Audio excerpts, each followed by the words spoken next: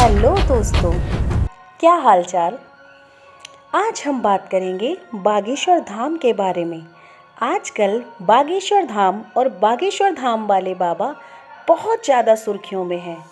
ऐसे में आप लोगों के मन में बहुत सारे प्रश्न आते होंगे, जैसे बागेश्वर धाम वाले बाबा कौन हैं, इनका नाम क्या है, बागेश्वर धाम में ऐसा क्या खास है जो इतना ज़्यादा प्रचलित है।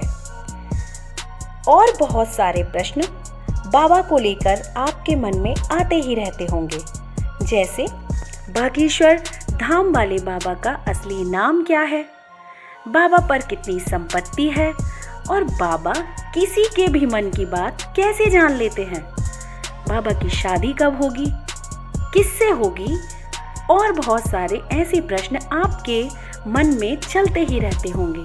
तो इन्हीं सारे प्रश्नों को हमने एकत्र करके सही और सटीक जानकारी लेकर आपके साथ साझा करने वाले हैं। तो चलिए जानते हैं बागेश्वर धाम और बागेश्वर बाबा के बारे में।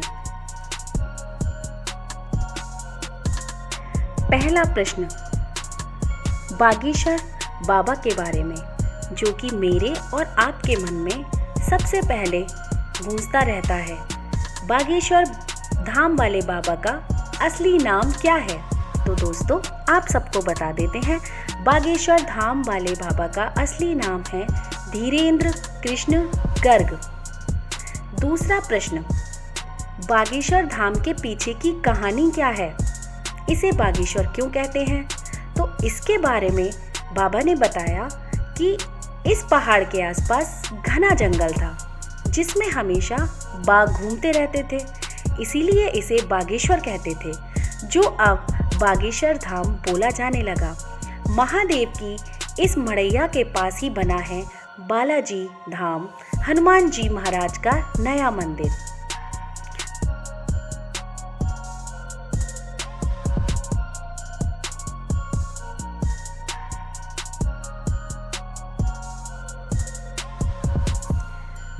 प्रश्न नंबर 3, जो कि हम सबको जानना बहुत ही ज़रूरी है, बागेश्वर धाम में क्या खास बात है, बागेश्वर धाम सरकार क्यों इतना प्रचलित है। बागेश्वर धाम भगवान हनुमान जी के मंदिर के लिए फेमस है। बागेश्वर धाम अनेक तपस्वियों की दिव्य भूमि है, जहां दर्शन मात्र से ही लोगों को बालाजी महाराज की कृपा और आशीर्वाद प्राप्त हो जाता है। दोस्तों आप सबको बता दें, हनुमान जी की कृपा और आशीर्वाद लेने के लिए भक्त भारत के सभी राज्यों तथा देश विदेश से यहाँ आते हैं। प्रश्न नंबर 4 का उत्तर जानना उन सभी भक्तों के लिए बहुत आवश्यक है जो बागेश्वर धाम पेशी करने जाना चाहते हैं। प्रश्न नंबर 4 है, बागेश्वर धाम में पेशी कैसे की जाती है? पेशी लगाते वक्त हमें किस बात का ध्यान रखना चाहिए? जब दरबार में किसी की अर्जी लग जाती है तो बागेश्वर धाम दरबार में बालाजी महाराज धीरेन्द्र शास्त्री खुद बता देते हैं कि उस श्रद्धालु को कितनी पेशी करनी है। बागेश्वर धाम की इंटरनेट वेबसाइट की सूचना के हिसाब से कम 5 मंगलवार की पेशी हर भक्त को करने का आदेश है। इसके अलावा भक्त अपनी श्रद्धा के अनुसार इससे अधिक पेशी भी कर सकते हैं। भक्त को एक बात ध्यान रखनी चाहिए, जब तक उसकी पेशी पूरी नहीं हो जाती तब तक मदिरा, मांस, लहसुन और प्याज का सेवन पूरी तरह से वर्जित रखना होता है। और बागेश्वर धाम में अर्जी लगाने की भी एक प्रक्रिया है। जिसको भी बागेश्वर धाम में अपनी अर्जी लगवानी है, उसे धाम पर आकर रंगीन कपड़े में एक नारियल बांधकर धाम परिसर में रखना होता है। नारियल को बांधने वाले कपड़े के 3 रंग हो सकते हैं। आप लाल, पीले, काले कपड़े में नारियल बांधकर रख सकते हैं। इन रंगों के अपने अलग अलग मायने हैं। यदि आपकी अर्जी सामान्य है तो आप लाल रंग के कपड़े में नारियल को बांधकर धाम के परिसर में रख सकते हैं।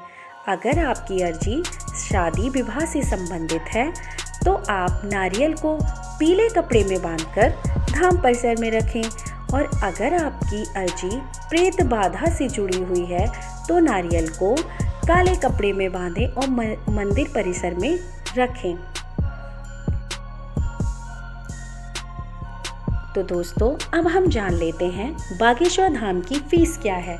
तो दोस्तों आप सबको हम बता दें, बागेश्वर धाम सरकार की फीस पूर्णतः निःशुल्क है, बल्कि यहाँ आने वाले श्रद्धालुओं को यहाँ पर रहने और 2 समय का भोजन निःशुल्क मिलता है। बागेश्वर धाम निःशुल्क था और निःशुल्क है और निःशुल्क ही रहेगा। बागेश्वर धाम में अब तक कितनी शादियां हुई हैं? तो दोस्तों आप सबको बता दें, महाशिवरात्रि के मौके पर बागेश्वर धाम में इस बार श्रद्धालुओं का हुजूम उमड़ पड़ा। देश के कोने कोने से लाखों की संख्या में श्रद्धालु आस्था के इस महाकुंभ में शामिल होने के लिए पहुंच गए। इस पावन मौके को और खास बना दिया गया। इस बार बागेश्वर धाम की ओर से 125 जोड़ों का सामूहिक विवाह संपन्न कराया गया। इस शुभ विवाह में शामिल होने के लिए देश के कोने कोने से साधु संत पहुंचे।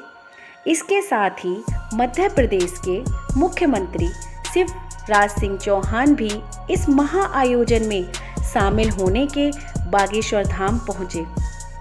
सभी ने मिलकर नवविवाहित जोड़ों को सदा सुख खुशी से रहने का आशीर्वाद दिया। चलिए दोस्तों अब हम जानते हैं एक ऐसे प्रश्न का उत्तर जिसको जानने के लिए हम और आप हमेशा ही उत्सुक रहते हैं कि धीरेंद्र शास्त्री की शादी होगी या नहीं होगी, तो किससे होगी। शास्त्री जी की शादी के बारे में स्वयं उनके गुरुजी ने अनाउंसमेंट किया है कि धीरेंद्र शास्त्री की शादी होगी, लेकिन अभी तक किसके साथ होगी और कब होगी इसका कोई भी ऑफिशियल अनाउंसमेंट नहीं हुआ है। तो चलिए दोस्तों अब हम जान लेते हैं बागेश्वर धाम का कॉन्टैक्ट नंबर क्या है। दोस्तों यदि कोई भी भक्तगण इस दिव्य दरबार के बारे में किसी भी प्रकार की कोई भी जानकारी चाहता है तो उसके लिए दरबार ने एक नंबर भी जारी किया है। वह नंबर है 8120592371।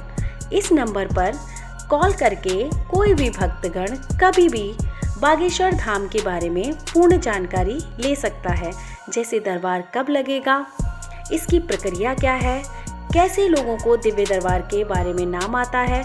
इस प्रकार की सभी बातें आप इस नंबर पर कॉल करके प्राप्त कर सकते हैं। और साथ ही दोस्तों पंडित धीरेंद्र शास्त्री का मोबाइल नंबर भी आपको बता देते हैं। पंडित धीरेंद्र शास्त्री का मोबाइल नंबर है 9630313209। इस नंबर पर आप सीधे ही बात कर सकते हैं।